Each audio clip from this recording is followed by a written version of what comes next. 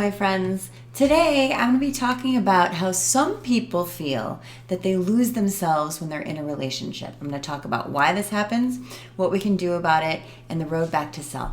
Watch this video.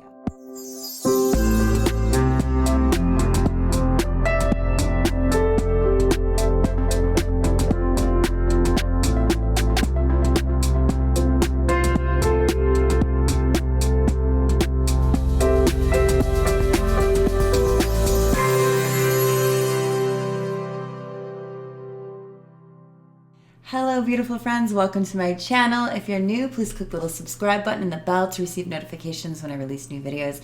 And if you've been with me for a while, thank you so much and welcome back. Today, I'm going to talk about a subject that's come up a lot in the coaching that I've been doing this week. I often say that there's always a weekly theme. There's like this collective consciousness that anyone who finds me in my work is kind of dialed into or tapped into the same sort of healing at the same time. This is also why I love having online groups, because you always feel like I'm not alone and oh my gosh, there's other people going through exactly what I'm going through. You can feel that mirroring. Mirroring is something that's really important when we're worried about losing ourselves in a relationship.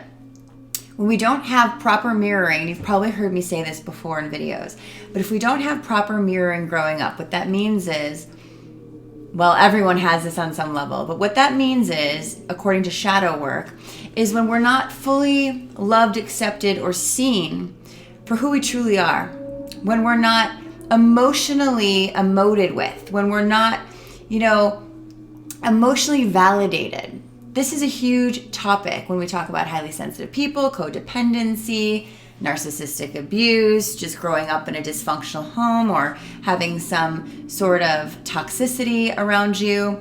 You're not going to feel a certain identity, that anchored sense of self of I'm worthy and I deserve what I desire, right?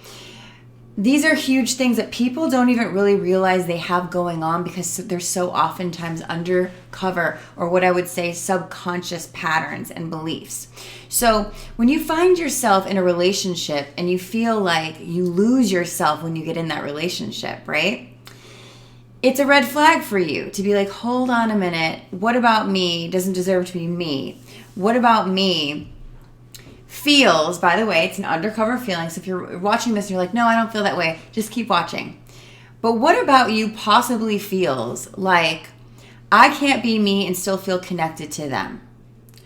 I have this client that I've been working with for quite some time. She's brilliant.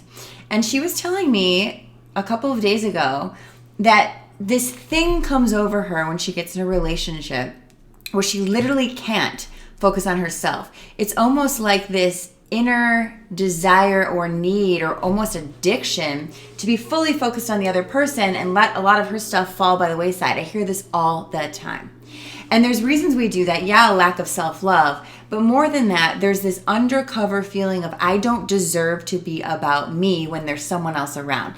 A lot of times the reason for this, if we've grown up in a home where we weren't allowed to have our needs met or our needs weren't mirrored, our needs didn't matter. In fact, if there was a parent around, we were meant to cater to that parent's needs or even be the parent, right? There's a great book called The Emotionally Immature Parents that you should check out. I got to find the author. It's around here on my desk somewhere, but I've given it to a few clients and they're like, oh my gosh.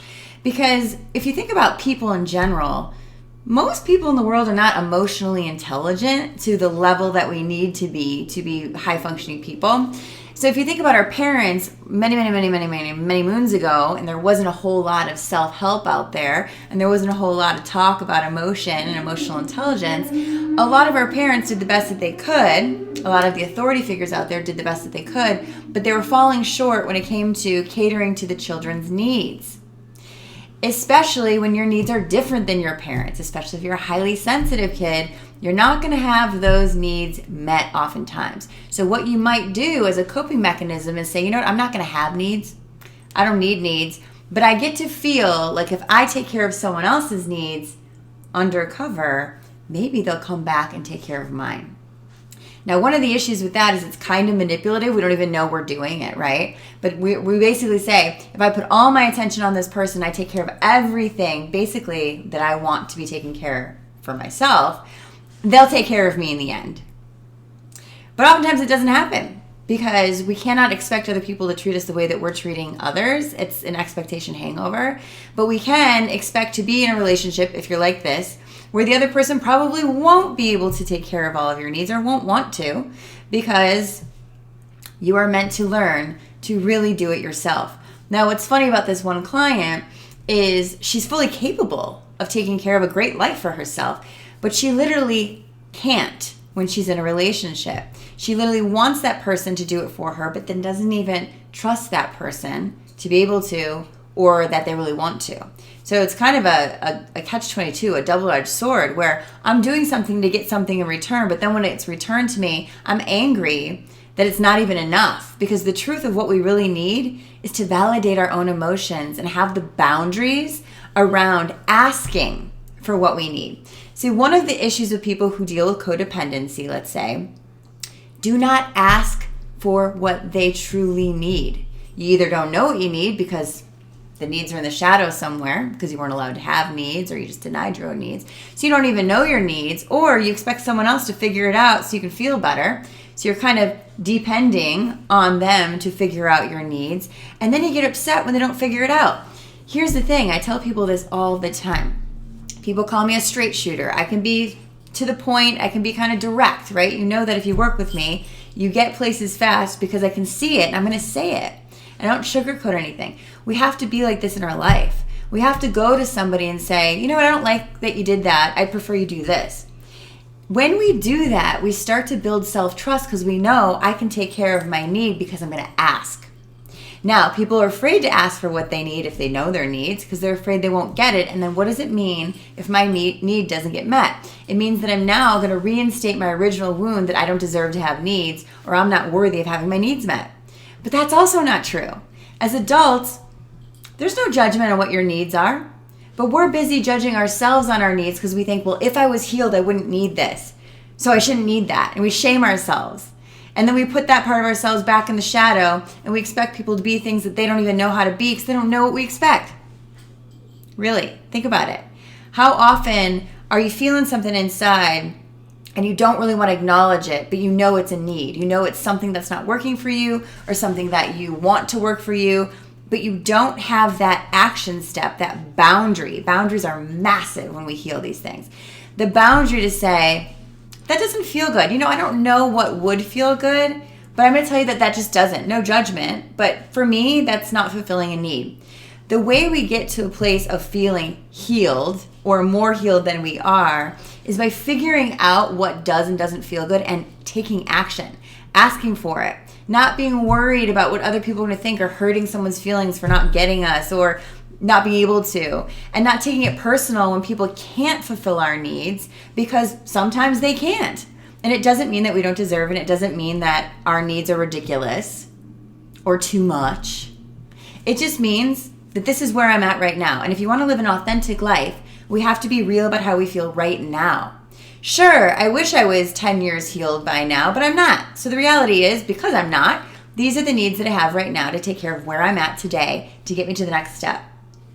When I started, I think it was maybe 12 years ago, I started doing massive inner child work, and I started saying, okay, instead of judging myself for needing something or calling it this or that, how about it's just what I need? I always say, if you judge your feelings, you're already shaming yourself. So if you're judging your needs, you're shaming yourself. You're saying there's something wrong with me for needing this.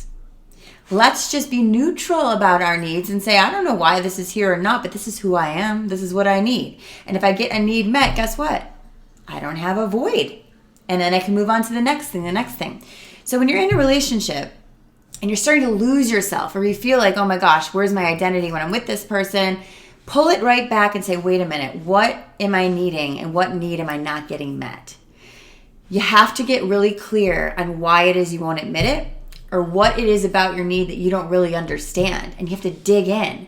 When I give people homework assignments, I don't say just write down your feelings. I say write them down again, and get even more intimate with what you feel than you ever thought you could be. This is self-awareness. When we can get extremely deep into our own understanding of our own feelings, we don't have to think our way through anything anymore, because we're just going to be on automatic pilot of, oh, that's my need or that's not my need. Not a judgment or a cover or a Band-Aid, but a truth. So try that, you guys. Try that this week. Let's see, announcements. I don't know. Check the links below for coaching, Instagram. If you have a DM, a question, or a video that you want me to create, DM it to me on Instagram and I will create it for you. This was one that someone wanted me to create. Next week, I think it's all about boundaries. There's a whole boundary thing I'm building right now because the number one issue with people in relationships is communication and boundaries. So when we get those things dialed in and we communicate them clearly, we can keep a strong sense of self and honor that in another.